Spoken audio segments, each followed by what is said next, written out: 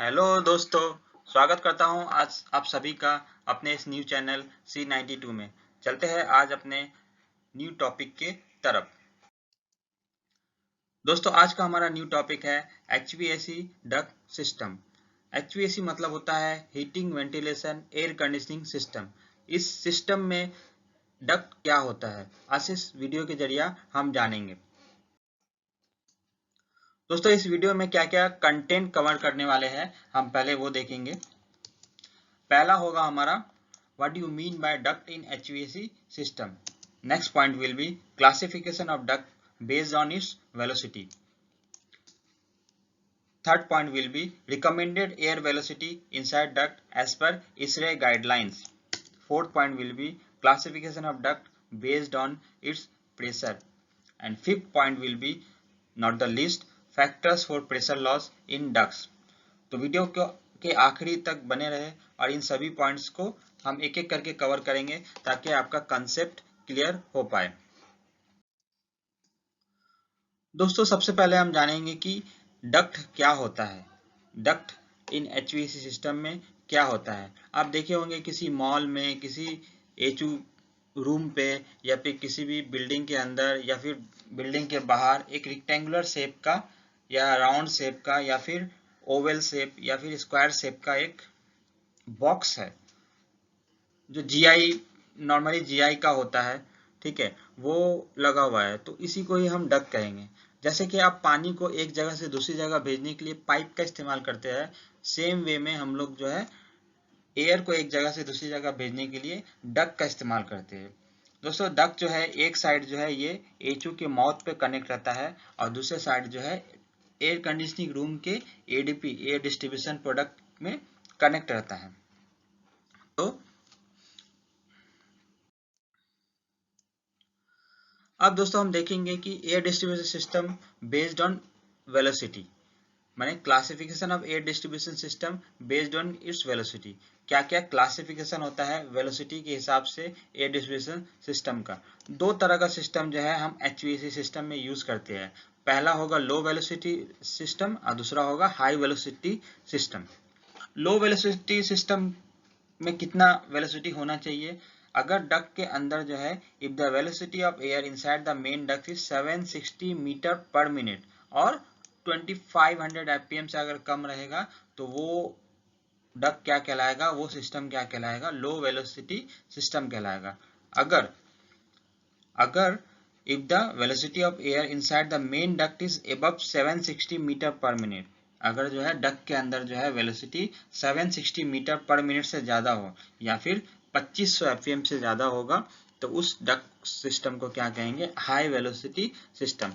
Normally जो है हम लोग HVAC सिस्टम में दो वेलोसिटी सिस्टम का डक्ट ही यूज करते हैं, क्योंकि अगर वेलोसिटी हाई होगा तो डक्ट में साउंड भी ज्यादा होगा और ये साउंड जो है कंडीशन स्पेस में जाएगा और वहां पे डिस्टरबेंस क्रिएट करेगा। इसीलिए जो है to avoid the noise level हम लोग क्या करते हैं, लो वेलोसिटी सिस्टम जो है डक्ट में यूज करते हैं, जिसका वेलोसिटी कितना होता है 760 मीटर से पर मिनट या फिर 2500 एफपीएम से कम रखते हैं।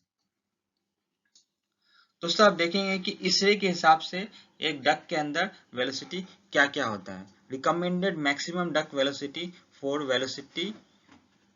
For low velocity system. पहला तो होगा दोस्तों कि आप अगर किसी भी इसरे बुक में जाइए, कोई सा भी एडिशन लीजिए, उसमें जो है आप टेबल 2T2 में देखेंगे तो यहाँ पर जो है आपको मेन डक्ट में कितना वेलोसिटी होना चाहिए, रिटर्न डक्ट में कितना वेलोसिटी होना चाहिए, सप्लाई में ब्रांच में कितना होना चाहिए, रिटर्न ब्रांच में कितना होना चाहिए, आप आसानी से निकाल सकते हैं। और डक्ट का जब डिजाइन कर रहे हो इसको यूज करके डक्ट का डिजाइन कर सकते हो। एक एग्जांपल देते हैं, जैसे कि फॉर एग्जांपल अगर हम अपार्टमेंट्स या फिर बेडरूम्स या हॉस्पिटल देखेंगे तो अगर हमको नॉइज कंट्रोल करना है, या दो कैटेगरी है, एक नॉइज कंट्रोल के लिए और एक फ्रिक्शन कंट्रोल के लिए। अगर हम नॉइज कंट्रोल करके किसी भी डक्ट को डिजाइन कर रहे तो ये इस कॉलम को हमको जो है रिफर करना पड़ेगा, जिसमें जो है मैक्सिमम वेलोसिटी कितना होगा 1000 एफपीएम।